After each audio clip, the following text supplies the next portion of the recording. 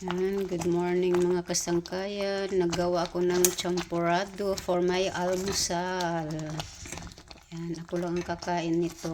Hindi ko na imimix yung milk niya kasi dati minix ko na siya habang niluluto. Nasayang lang, madaling masera. So, ang mangyayari is pagkakain lang ako, saka lang ako magmimix ng gatas. Dati kasi parang ginawa ko siyang sabaw. So, it's a big no again kasi madaling masira. Sayang yung gatas at saka sayang din yung sa champurrado na ginawa ko kasi natapon ko lang. So, ito yung almusal ko. Craving kasi ako today. Bagay to kasi sa malamig na umaga. So, gutom ako ngayon. Mapaparami ako ng kain.